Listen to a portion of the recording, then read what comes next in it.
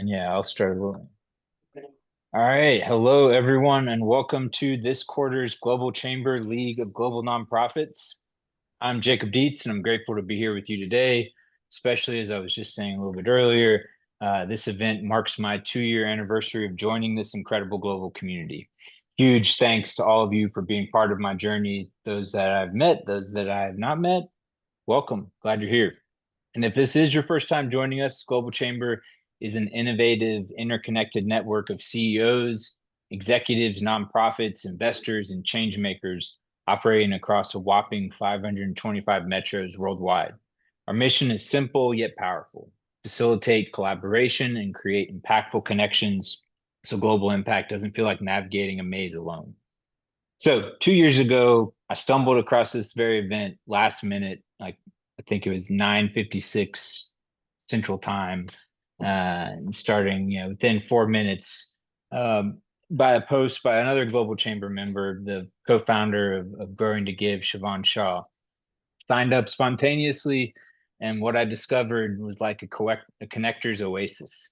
I saw a genuine group of connectors dedicated to amplifying each other's work and collectively redefining what's possible in the nonprofit sector. Within months, I went from attending to moderating these conversations. And so, big thank you to Doug for this tremendous opportunity and for truly, genuinely being a source of great inspiration and direction in this latest chapter. I've always said I want to be like Doug when I grow up. And another thing that I say a lot is and it's really been somewhat of a North Star most of my life that's maybe gotten me in trouble a few times. But I always say it's like we don't have to accept the status quo, and I feel like that's becoming even more important um, across the board in today's world. So, and this is what brings us together today. We need to move beyond these traditional boundaries. Nonprofits and impact-driven organizations around the world are navigating shifts in funding, partnerships, and operational strategies at an unprecedented pace. And while these shifts are challenging, they also present incredible opportunities to redefine how we create lasting change. So when I first entered the nonprofit fundraising world uh, about 3.5 years ago, very quickly realized traditional methods like relying solely on grants weren't sustainable long-term solutions. And so my journey shifted towards, and really Global Chamber was a big nudge towards this shift. But just exploring alternative funding mechanisms, building cross-sector partnerships, and leveraging innovation. And it's that spirit of innovation and collaboration that we're bringing into focus today. So today's conversation features two extraordinary change makers who embody the spirit of challenging the status quo: Courtney Bickert and Dr. Valentine Insugum. Courtney isn't your typical nonprofit leader. Beyond her impressive background in international development and her role as a senior consultant at DRI Waterstone Human Capital, Courtney founded Laughing Matters, a unique consultancy that infuses the science and craft of comedy into leadership development. She helps nonprofit leaders and teams leverage humor and human connection to boost innovation, morale, productivity, and resilience, qualities more critical today than ever before. And Valentine's work is revolutionizing how we think about environmental remediation and public safety. As the founder, CEO, and CTO of Munirim Environmental, Valentine pioneered the Munirim technology, the world's first proven method for instantly neutralizing bulk explosives, bomb fillers, and chemical warfare material at ambient temperatures. His solutions aren't just innovative, they represent a new standard for sustainability, collaboration, and impact at a global scale. And in this dynamic landscape, nonprofits continually reimagine their models, their partnerships, and their visions of success. At Global Chamber, we see every day the transformative potential of collaboration, not just within sectors, but across sectors. From government agencies and businesses to universities and nonprofits, the most innovative solutions happen when we break down silos and build bridges instead. So today, we won't just discuss current challenges. We'll explore how innovation, humor, sustainability, and cross-sector collaboration can come together to create a resilient, thriving nonprofit ecosystem. Because the world isn't static, it's furthest from it, and neither should our solutions be. So, with that, Let's dive into today's exciting dialogue. It's a pleasure and privilege to introduce our first guest today, Dr. Valentin Inzengun. To kick things off, Valentin, the virtual floor is yours. Okay, thank you all very much. I know you all are, regular members here. I have been in the global forum probably twice before. So I'm really glad to be here. Thank you, Doc, for inviting me. And thank you all for, spending your time here with me today to listen to what I am hoping to do with this invention. I would like to share a few slides, if that is okay. Okay.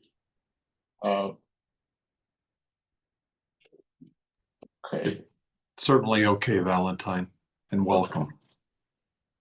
Can you see the slides? Do you see the slides? They're loading. Okay. Oh, there they go. Yep.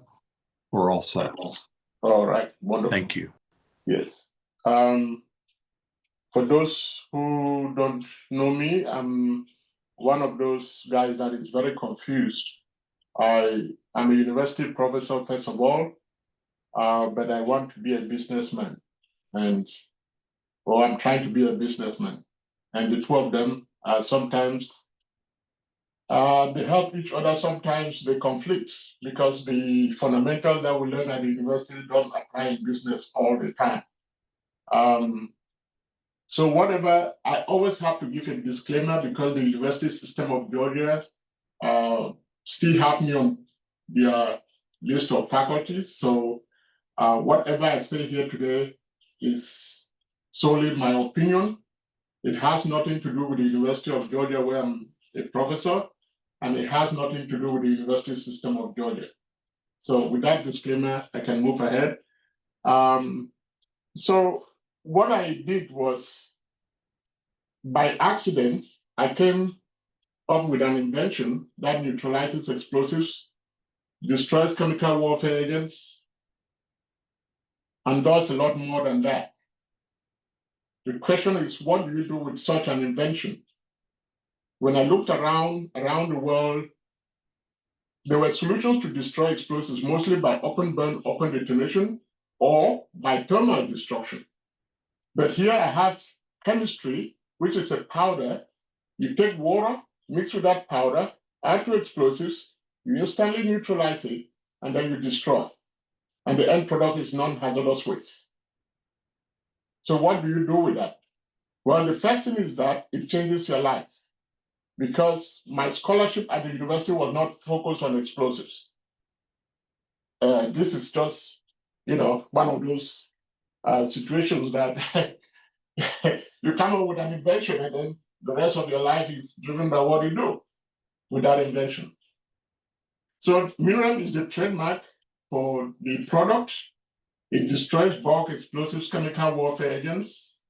We use it to decontaminate different materials, especially manufacturing plants that contain explosives. We clean up not only explosives, but heavy metals in soils and water. And the US government, the EPA, and many countries where we are in have recognized the solution as an alternative to the disposal of explosives by open burn, open detonation. As you all know, open burn, open detonation pollutes our air, pollutes our soil, pollutes our water. And so this alternative is good for mankind. It's good. It's a good way for destroying explosives. It was initially patented by the University of Georgia, where the invention was made. Acquired the invention, started Miriam Environmental, and scaled the technology so that it can be applied in many parts of the world. The unique thing about this technology is that it is safe, it is portable, scalable, and versatile. So these are very important characteristics of the technology that allow us to do what we do.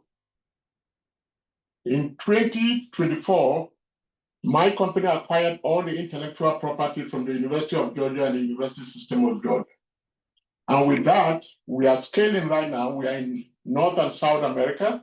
We are in Europe, Middle East, Southeast Asia, and Australia.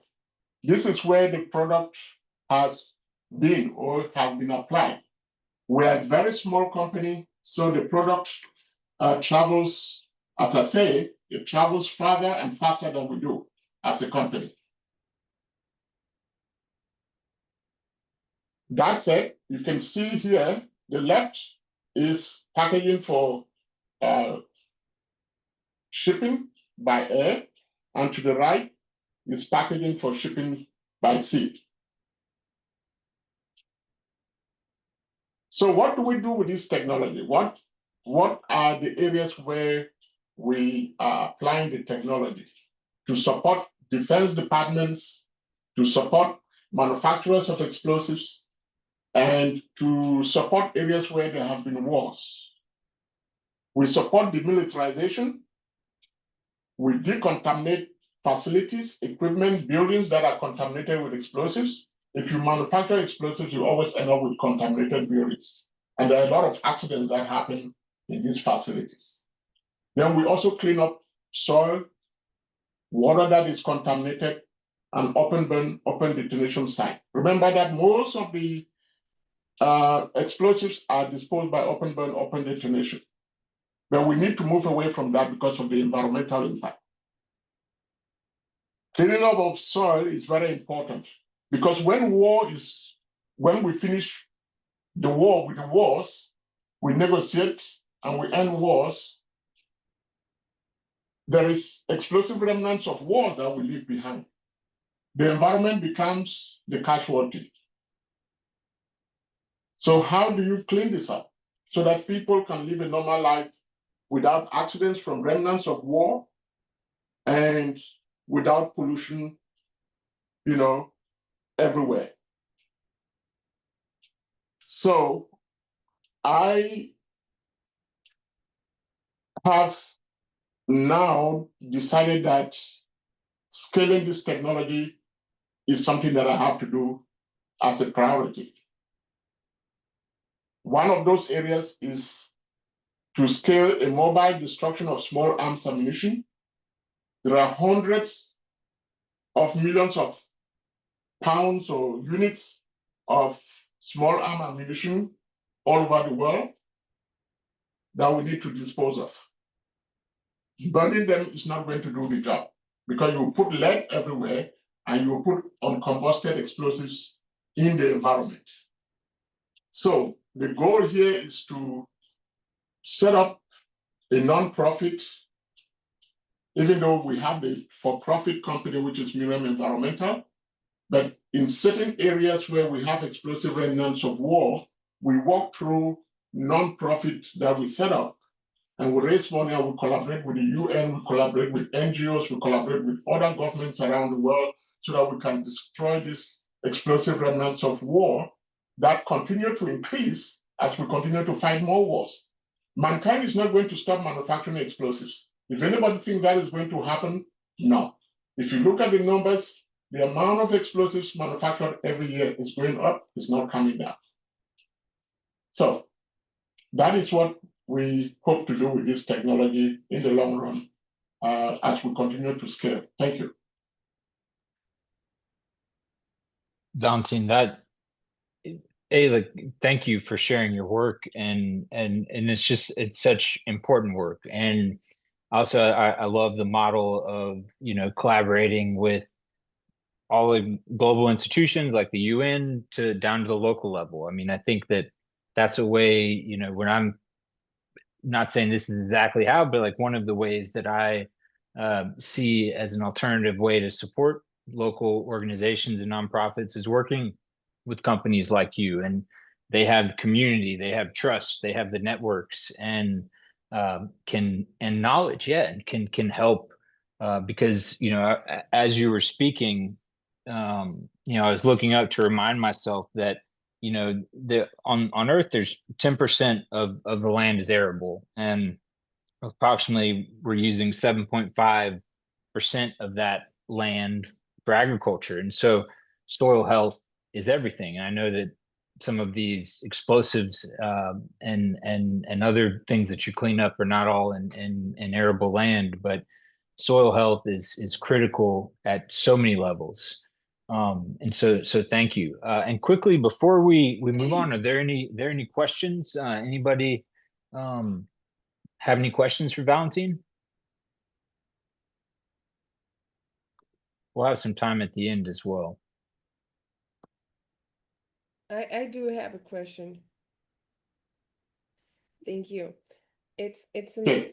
that you are presenting a solution for what's coming next war. So I'm really amazed by having the opportunity to hear this. So I would like to know. I know that in this kind of projects, when where you are giving support to people, you need the community to support you to be introduced into wherever you're doing the job. So do you need any permission or what is that thing that will support your project to be successful in the war areas?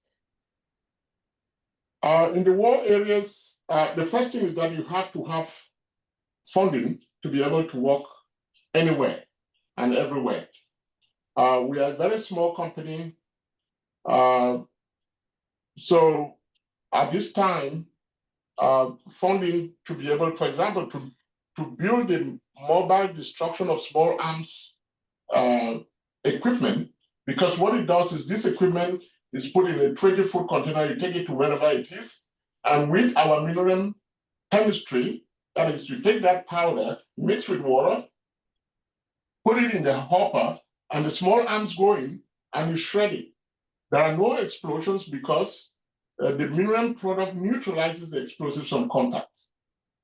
So you can shred them without an explosion. That is why we have not been able to dispose of the millions, hundreds of millions of rounds that have been collected post-war. So the first thing is that you have to have the capacity and the resources.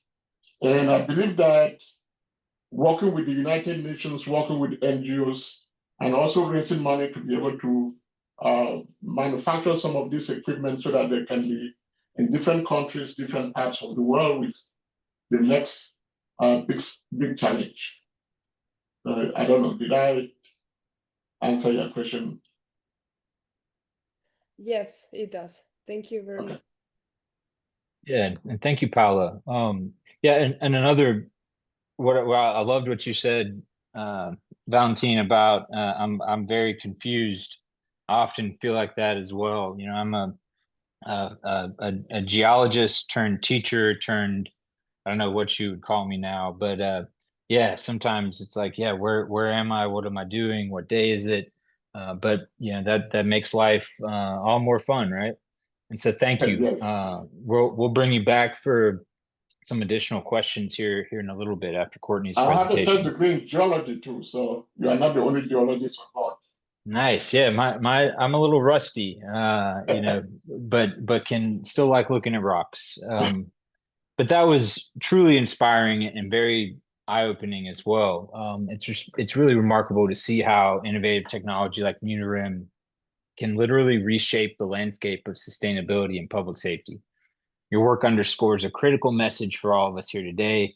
Meaningful impact often requires bold innovation that goes beyond conventional boundaries. And speaking of bold innovation and thinking differently, our next guest embodies precisely that spirit, albeit in a slightly different way. And it's now my pleasure to introduce Courtney Bickert, founder of Laughing Matters and senior consultant at DRI Waterstone Human Capital. Courtney isn't your typical nonprofit expert.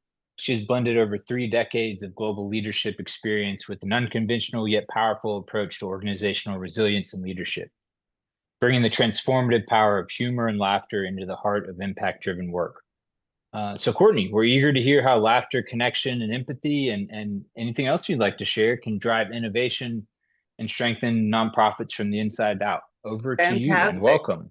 Fantastic. Well, first of all, Valentine, completely such an inspiring presentation.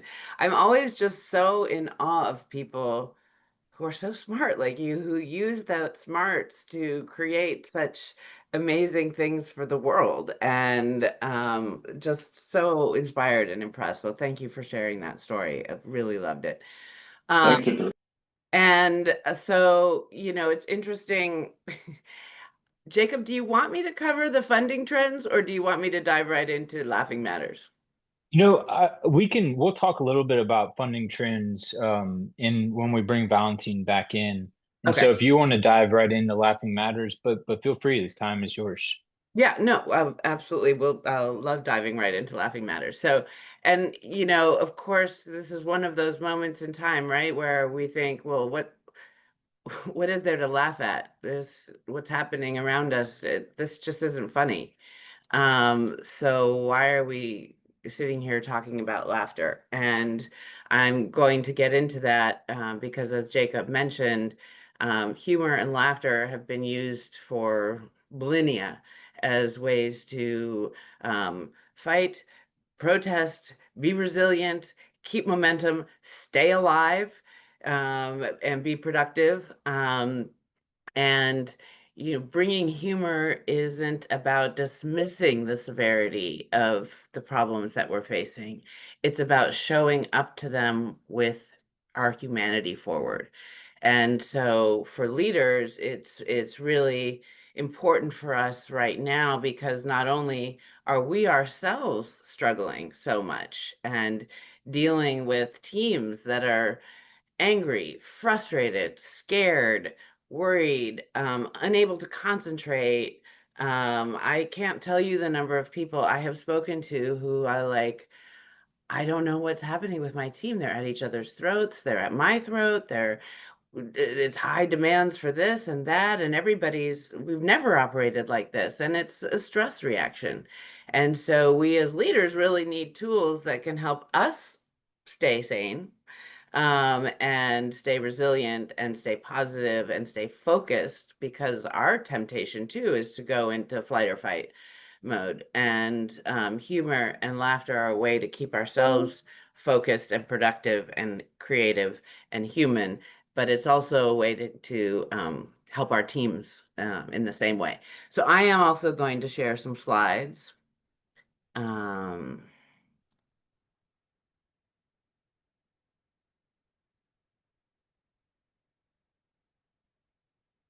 okay, is they showing up? Yes. Yep, we can see him. Okay. Well, as Mark Twain said, humor is mankind's greatest blessing. It's really humankind's greatest blessing. So, not just man's. But so I first want to just talk about leadership in humor. How does humor position us as leaders? And right now, right, we really need to be able to lead our teams. We need them to trust us. We need them to be ready to engage with us to solve problems and be creative. And people who use a sense of humor are way more respected. They are seen as more competent. They are seen as more confident. I love this one case study from Harvard where they actually put people in a situation where there was a problem and nobody really knew how to fix it or solve it. And the the person who displayed a sense of humor in trying to solve the problem, 90% of the people followed that person, even if that person had absolutely no idea how to solve the problem. And so if we need people to follow us, one way to do that is with our sense of humor. And I want to dispel one myth, because I know there's always a lot of people who say, I'm not funny. I don't have a sense of humor. That's not me. Um, Mythbuster, you do have a sense of humor because you are born with one. It is innate to every human being, to mammals as well. We have been using humor and laughter since We couldn't even speak as a way to communicate safety, to say it's safe to engage with me, danger has passed. Our senses of humor are unique to ourselves. They're all different. Some people appreciate humor. They're always the one who's laughing at the joke. Maybe they're not the jokester. Or there's someone who humor is really about the absurd and appreciating the absurd and the, wow, that doesn't make any sense, and being able to point that out. And our sense of humor is shaped by our biology, our experiences, our communities, everything. So it doesn't mean we always get each other's sense of humor, but by displaying that sense of humor, you're already reaping all the benefits of humor that I'm going to talk about. So the data is there, it's everywhere. People buy from a brand, 89% more likely to buy from a brand with a sense of that they see as have a sense of humor. So it's really powerful stuff. And it's a really unique leadership talent to really hone. Your sense of humor also can be honed. You can get in touch with it. You can practice it. There are concrete tools of how to do that. And there's a lot of studies. They did a whole study of thousands of TED Talks, for instance. And the amazing thing about humor is that it creates a sense of competence. People perceive you as competent, confident, and humble and humane simultaneously, which is a really rare thing. Sometimes someone who you might see as competent and really the smartest person in the room, but you might not really trust them, or you might not feel like they're someone who's humane or has humility that causes you to want to engage with them. So also humor and laughter, sorry, which is a reaction to humor, obviously, but it's also a physiological reaction we often have in a situation of discomfort and other things. These are real MRIs of people's brains laughing. And laughter is the only human emotion that activates every part of your brain, which does a lot of really amazing things when you think of it from a leadership perspective. So one is that it causes a release of dopamine, for instance. Same thing, you get runner's high. So it releases positive energy. It releases oxytocin, which is the love hormone. It's the one that makes us feel connected. So once you've shared a laugh with someone, even a giggle, you actually are connected with them in a way that you weren't before and at a deeper level. It reduces our cortisol level. It reduces our blood pressure. So after you laugh, and I use this before I have big presentations or anything, I'll force myself to, I'll watch something funny or think of something funny, I'll laugh because it actually decreases our blood pressure and makes us more calm, which is really important when you think about getting your teams and yourself out of fight or flight. Being able to take that breath down, your blood pressure goes down, you're not as defensive or reactive. It activates our amygdala, so it makes us remember things better. We learn more, we remember. All of these amazing things happen just by having a laugh for yourself with your team. And also humor builds resilience in chaotic times. It's been used, I mean, you look at Zelensky and the Ukrainians from the beginning of the war, one of their most powerful tools has been their meme war and his sense of humor. It's a survival mechanism because of what it does for us in terms of our mental well-being. Gallows humor has been around forever. Amazing, amazing articles and research done on humor in concentration camps in Nazi Germany. I mean, it goes on and on. This is my little cartoon. My new obsession is creating AI generated cartoons. So they need a little work, but it can really de-escalate tension. I like to think of this example of a CEO of a company called Korn Ferry, and two of his most senior leaders could not agree, and it was causing a whole bunch of distraction and problems in the company. And he was called out. He had to fly from New York to Los Angeles to help negotiate this thing. And they're both sitting there. They're mad at each other. They can't come to a thing, but they're also not thrilled that the CEO has had to be called in, right? And so they're expecting like, oh, They're not looking forward to this. And he walked in the door and he said, "Welcome to the detente." And he says, instead of a battle, we got a brainstorm, because they were immediately de-escalated and in a totally different. You can use it to rebuild or keep morale. I had an example of my staff. We worked so hard on this proposal, and the recipient of the proposal just wrote back, "Looks good, could use some edits though." And the staff was like, "Oh, are you kidding me?" They'd worked, oh, we'd stayed up all night. And so we turned it into an inside joke, and we started laughing, like, "Could use some edits though," without any explanation of what, and it became very funny. So we used it also all throughout the future. If you needed to give feedback, "Could use some edits though." And it really enabled people to get through a tough time. And it creates a sense of shared humanity, right? Sometimes what's happening in our world right now is insane. And that absurdity is shared. And if we point out the absurdity, we make it less personal, because it's something that we all experience. And it also changes the power dynamic. This cartoon here is based on a Lord Byron quote that, what was it? "Trouble came knocking, upon hearing laughter, turned abruptly away." And so really you can disarm.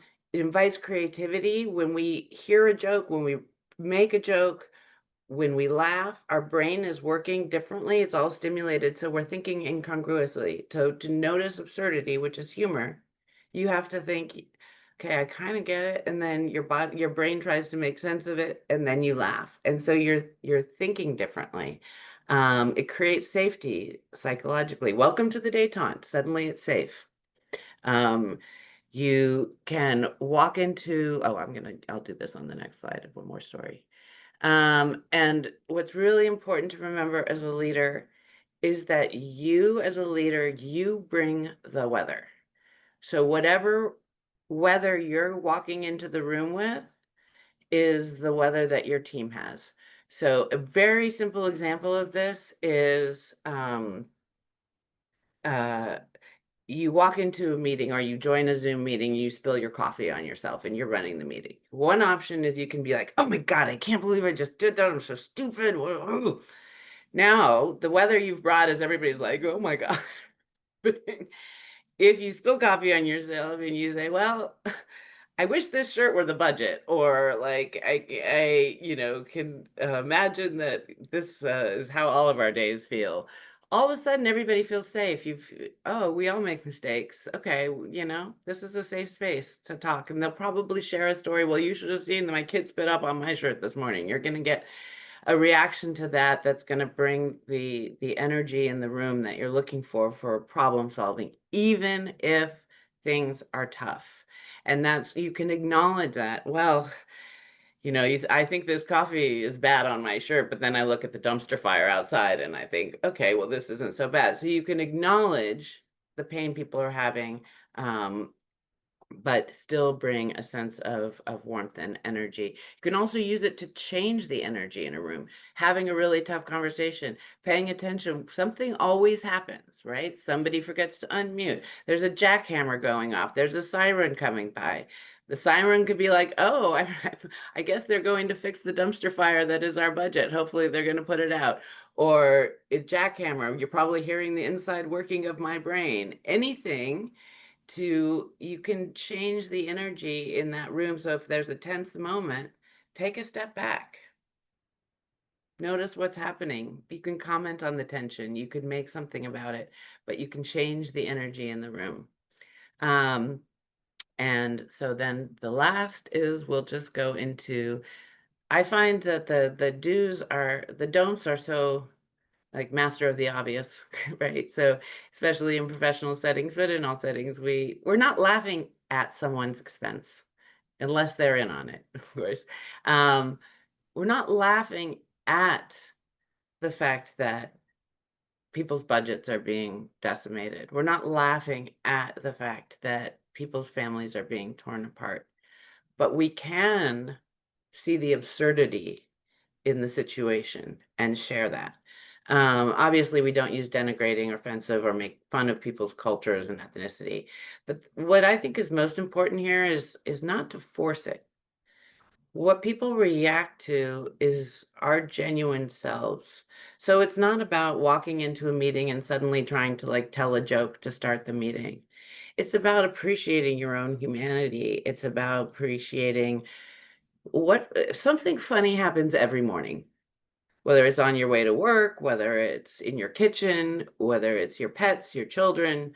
Something funny happens every day, something weird, something aha. And just being able to appreciate that and share it with people. That share the funny thing that happened, share the funny thing you saw. That's your genuine sense of humor. That's the things you notice and appreciate. Bring it, so that's about bringing in others in on it. And creating those shared moments. So like could use some edits though, because I saw a guy from that, I hadn't seen him in 10 years. And I saw him at this huge conference. He was walking towards me, and the first thing out of his mouth was, "Could use some edits, though." And it was like we had seen each other the day before. So there's always opportunities for inside jokes and shared humor. And laugh at yourself. Some people call it self-deprecating, but that's not necessarily it's laughing at the humanness of you. And so, I led a meeting once with like I had wiped a leaky pen across. I led the whole meeting with a Hitler mustache. And so it's about, rather than like being frustrated by that, it's about laughing at yourself about it, and the things that we do. And people will appreciate that. They'll feel safer around you. And that's what I got for you today. Laughing really does matter. Thank you. That's awesome, Courtney. As you were going through your presentation, I was thinking about a lot of things, and you know, for myself as a short story, one of like the best, just organic times where I've just been laughing, was I was on this hike in New Zealand, and I saw like these two French women that were hiking that were just like they're taking photos of themselves like laughing hysterically, and we're like not telling jokes. They were just like forcing themselves to laugh hysterically. And then they got to me and they're like, you have to do it as well. So like I had to be like, like I'm in nature and I can't be tough, like and did it, and it just sort of raised my energy. It was at the perfect time, halfway through a really long hike, and it's something that I remember and stood out. And Your just like brain a doesn't know the difference between forced laughter and laughter, actually, by the way, and laughter is contagious. So physiologically, we're mimickers. And so even if someone's telling a joke and you don't get it, but they're starting to laugh at their own punchline, you're still gonna react positively. Or it's like why you're sitting in in church or wherever it's inappropriate and somebody's laughing, you don't know why. But then you start laughing and then you look at them and all it takes is one look and you're both. Yeah, I was reminded, back when I was a kid, I used to, when my dad would go play golf, I would caddy for him and get like walk the cart walk the bag $5 for the day. And for some reason, whenever people would hit it in the water, I could not hold back laugh. I just thought it was so funny. They didn't think my grandpa thought he would humor me, humor my humor. But yeah, I think that there are things that you have to take seriously, and there are some things that you know we need to approach with a little more light and levity. And um especially like you hit an important point about just teams, people, everyone's experiencing scarcity at some level, and scarcity really impacts your decision making and bandwidth. And hearing the power of laughter and that ability to sort of stimulate all parts of your brain, this is a great tool if you start to see sort of, in your teams or people within your community, your friends, family that are experiencing scarcity, because everybody's, whether it's financial, time, all different types of scarcity. And yeah, I love that. I love humor as a tool to really make people feel comfortable. And I think that using it as a bridge, using it as a way to lighten the mood. But also, I love the point of like being able to raise your awareness. I think that's an important um, thing that everyone can spend some time reflecting on is awareness of self, awareness of others, awareness of how others perceive you. But no, thank you so much, Courtney. And I'd love to bring Valentine back into the conversation and move us into just like a maybe just a couple rounds of questions. Just an opportunity to blend perspectives. Environmental innovation meets human-centered leadership, and explore how nonprofits and change makers can sort of holistically rethink impact, sustainability, and collaboration. And really the topic of the hour, and it's been a topic for a long time. Is funding shifts. There's been shifts that have happened that have been more slowly, and just like this year, there have been sudden shifts that have sent waves. But so I want to sort of toss this question to the both of you: is given these current global dynamics, shifting government priorities, evolving corporate interests, and changing donor behaviors, what innovative funding or partnership models, or any way or idea around resources do you believe nonprofits should prioritize today? Valentine, you want to go? Connie, go first while I digest the question. Okay. Fair enough. As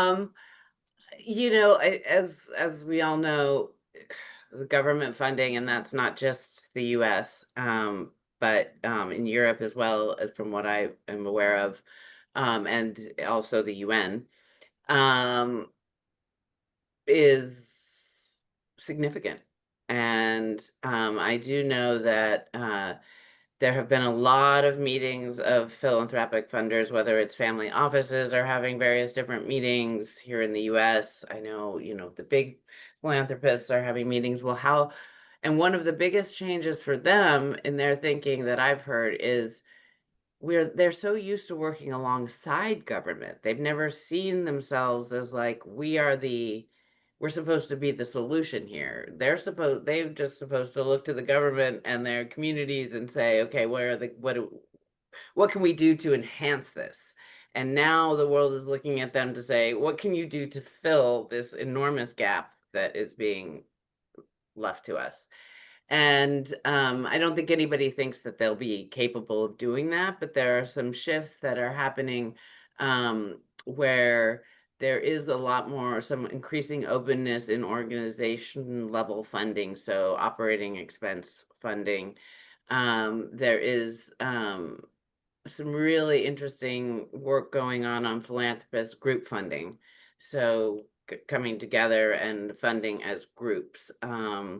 And they're also, I think, increasingly on the nonprofit side, you're starting to see partnerships with multiple nonprofits. One of the other shifts we're seeing here in the US as our population ages, as tax codes are changing here this year, it's a big change in tax code years, is legacy giving. So estate giving, and people being more open to that for certain tax reasons, and also because there's an openness to want to leave a legacy. And so I think there is an opening for nonprofits to really be considering starting small endowment type of things, so that they have some cash reserves. I saw a really interesting thing, and then I'll shut up. Met somebody the other day who's doing something, and I heard Mark Cuban is doing something similar to this, but it's called the Boost Initiative, and it's around health. But the idea is, well, we've got all these health experts who've just been laid off, and we've got all of these health needs at the community level that need to be met, and at the national level and elsewhere. And so they've come together and created an initiative where they have partners. They have one national partner in sudden infant death syndrome. They have a local partner in DC and a local partner in Baltimore as their first pilots. Those are the service providers, and they're doing a gap analysis with them. Then they're doing a talent match and getting those people, the people will be employed either as interim, part-time, or full-time, but all of them will receive benefits, health benefits. And then the funder pool is already coming together, and they go to them and say, this is what is exactly needed. This is exactly what it's going to cost. And then they fill those gaps. And this is their first 3 pilots. But I think that's a really interesting, innovative, that kind of stuff is happening. And I hear it's starting to happen at the larger funder levels. Those are some of the things. Yeah, I love that, and I love hearing. I put a link in the chat of this global coalition of funders that are working on mental health, and you know, there's a lot of these coalitions that are forming, and collective impact is something that's very important in all aspects of my work. And so, I want to throw it over to you, Valentine, and you can sort of take the question and like tailor it to what your work is, but like, what are some challenges or solutions or innovative ways that you're looking at funding your very important solutions? Yes, I believe that there can be partnerships between not-for-profit and for-profit companies. And this can happen in a very creative way. Not-for-profit companies can retool themselves to solve the same problems, but that funding can come from for-profit companies. After all, the for-profit companies are still going to write it off. So it's not that the work wasn't done. The work was done, but that funding did not come from the government. I believe that governments are going to continue to reduce the amount of funding that they allocate to non-profit, to NGOs. Well, but it doesn't mean that those tasks or those challenges that the non-for-profit or the not-for-profit solve, it doesn't mean that they have gone away. They are still there. Take, for example, environmental cleanup. And let's bring it to Minurem's case. The cleanup of explosive remnants of wars is always going to be there. That is a given. Because we continue to manufacture explosives, we continue to fight wars, and we are not going to change our habits anytime soon. So who cleans it up? Most of them have been done by NGOs using money that is donated by governments. Governments decide that, oh, by the way, we do not have that money, or we want to reallocate to something else. But where is the money coming from now to clean up? Because communities also have money to clean up those explosive remnants of war, to clean up the environment, because if you don't clean up the environment, the life of its people is seriously impacted. So I believe that it's just being creative, getting money from different sources that are available to solve the same problems that doesn't really change their mission. Thank you. Awesome. No, thank you. And you know, that's one thing that I always try to look for silver linings. And you know, that's as painful as this has been, very painful for a lot of people. A lot of people have lost work, lost access to funds, communities are hurting. And what you're seeing at a global scale or a local scale, any scale, is, you know, people are being forced into problem solving mode. And I think that, you know, this is, there are those times that, you know, we need to think differently and move on from what's seen as the status quo. And sometimes that's during a period of serious discomfort. But thank you both. And I also want to, before we jump off, I want to give, if there's anybody that has any questions for Courtney about Laughing Matters, or anything based on what our speakers just spoke about with funding. And so I want to open the floor up to our guests. Any questions for Courtney, or any thoughts, comments about the topic today?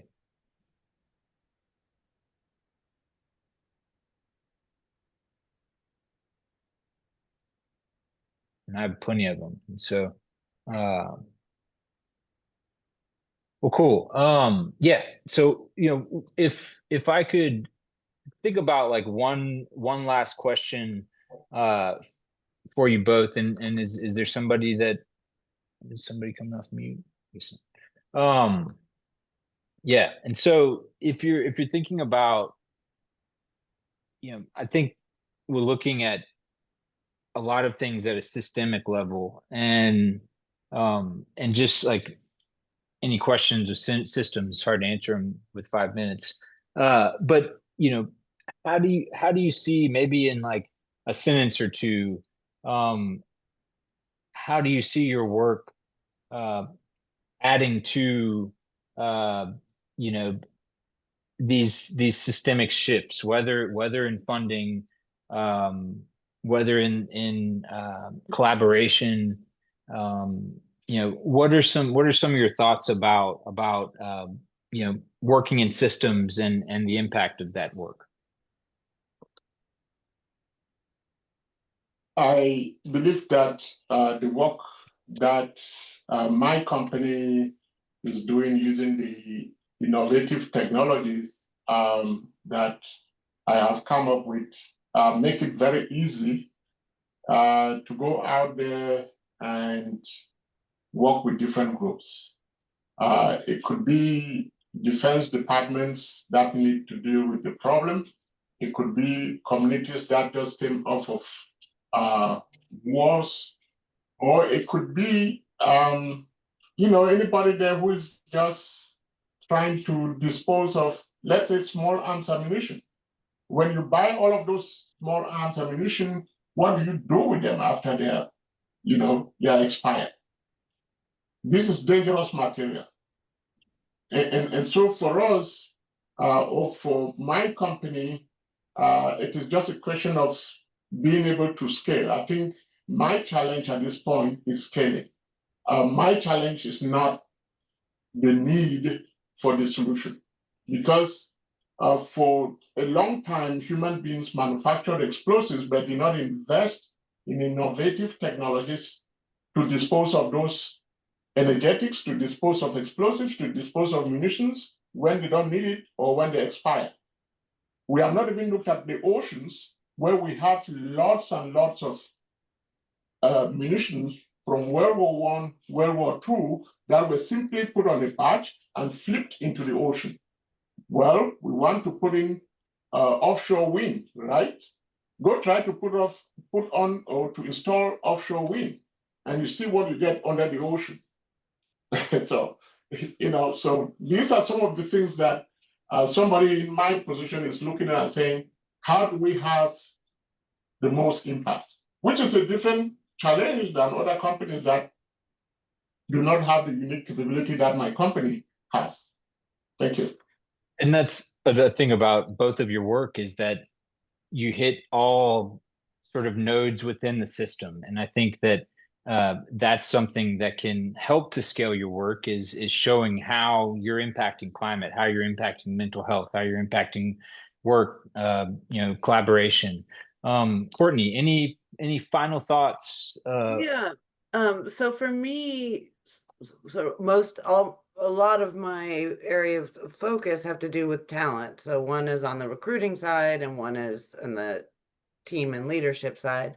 And I think that it's causing me to really rethink, one, on the talent front, what are the creative solutions we're coming up with to reemploy all of these experts that we have in the US, to help nonprofits, companies, etc., think about the skills transfer required to bring in new people, and help the people themselves think about how their skills can be repurposed. And then I also do, thinking about how to help them sell that through some of the Laughing Matters techniques.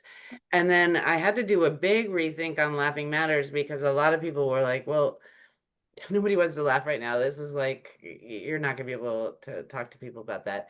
And so I'm really thinking a lot about, I do know how transformative the power is. And so if I could help, all nonprofit social impact leaders have the power of some of that laughter in this moment, I know it can make a difference. And so it sounds potentially warm fuzzy, but I believe in my heart it's so important for resilience, for resistance, and I'm also looking more also a little bit at humor and resistance. You know, it's one of those, like, I'm a big bottom up person, bottom up practices, but a lot of things it's like sometimes there has to be, you know, top down to become bottom up. And I think humor starting with leadership, you know, and it can makes everything easier. It's like, you know, there's a lot of, we're hit with heavy things left and right. And I think that where you can find a time to give your brain, your soul, and your spirit a break, uh, take it. And so, yeah, great conversations today. And I really appreciate the you know, whole spectrum sort of that we hit today, from, you know, the work of Dr. Valentine to Courtney's work. And want to just toss it to Doug. Any final thoughts or words of wisdom for the group?